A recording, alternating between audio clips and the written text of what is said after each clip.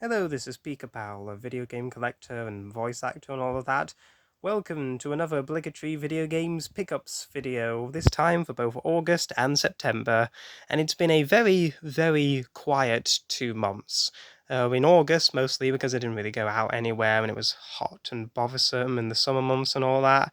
And then September, because there wasn't really much at all. In fact, I actually went to Skegness recently, and nothing there. Absolutely nothing.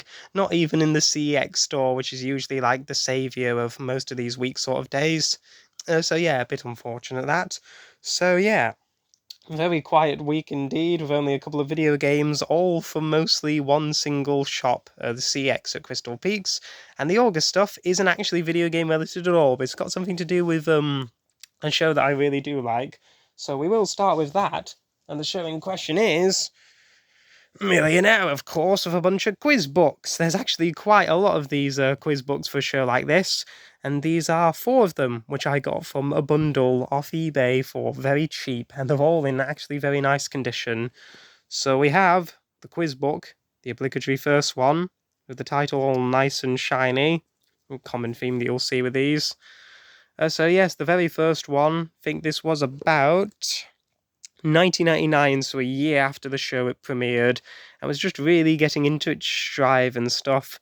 So it's got a whole bunch of different questions in there. According to the famous proverb, where should you not look a gift house? In the eyes, in the mouth, on the hoof, between the ears.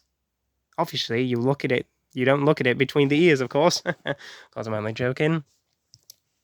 And then we have the ultimate challenge. This is, I think, is actually the second or third one. This one is 2000. So actually, this is the second one, the ultimate challenge. 1,000 more questions for those who really want to put themselves to the test. Actually, I won't show you the inside, it's mostly the same. Then we have the junior version. Oh yes, because you've got to have a junior quiz book for the kids that want to really take part in the game and stuff. So questions that are a bit more easier than the usual stuff. It does have an I think it actually, yeah, that does have an advert at the back for the board game, if I can get to it. There we go, junior board game, and then the other books in there. Now, this one came out in 2001. And then the big one of the bunch, the bumper quiz book.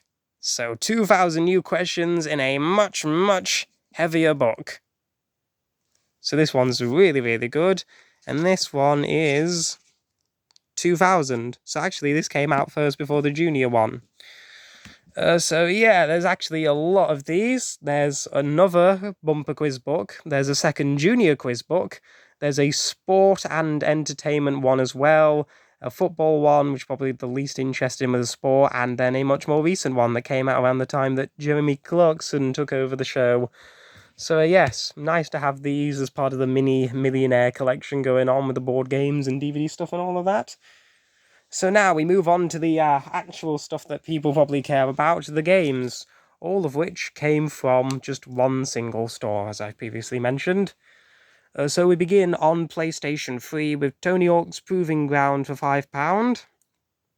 This is the last Tony Hawk game in the series that was done by Neversoft, because as many Tony Hawk fans will tell you, the franchise went to complete and utter pot afterwards, with a bunch of awful, awful stuff like Ride and Shred, with the ones that had the skateboard peripheral, and then that weird motion game on the DS, and that lackluster remake, which wasn't actually a full remake, it was only a couple of levels, and then the Horseman of the Apocalypse that was Pro Skater 5 that came to claim the life of this dying, desecrated series, until the 1 and 2 remake, which was actually really good. But then Activision, in their infinite wisdom, sent the developers off to work on Blizzard, another company that's sort of been losing their reputation recently.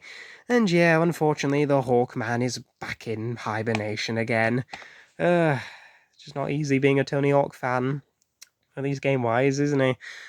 But we do also have another game that's sort of similar to that, but without the skateboard. This is Aggressive Inline for £1, which I actually do have on the GameCube.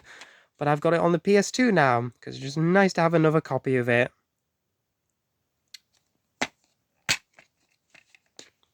And all of these games are complete with manual, so I won't say that again either. I've now got all 3 of the main Ratchet & Clank games, Ratchet & Clank 3, I think as it's called, Up Your Arsenal. But apparently somebody in the European division of Sony didn't like that, so it's just called Ratchet & Clank 3 over here for £6. So I finally got pretty much all of the Ratchet & Clank games on PS2, except for the ports of the PSP games, which I do have size matters on PSP.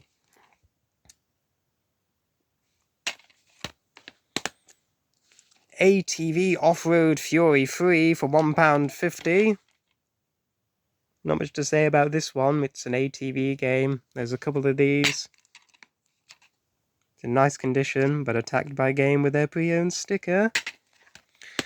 And last but not least, we've got a GameCube game, because I haven't got a GameCube game for such a long time, and this is one that's sort of been popping up every now and then in my case. This is Future Tactics, The Uprising for £8.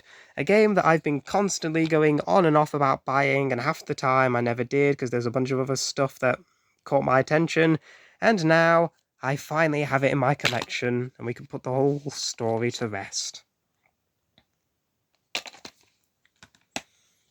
So yeah, it's basically a sort of strategy game and stuff. So there you go. Everything I got from August to September. Very quiet month. Not a bad couple of stuff, this. Anyway, I'm off now. I'm going to see you next time in the next video. Till then, see ya.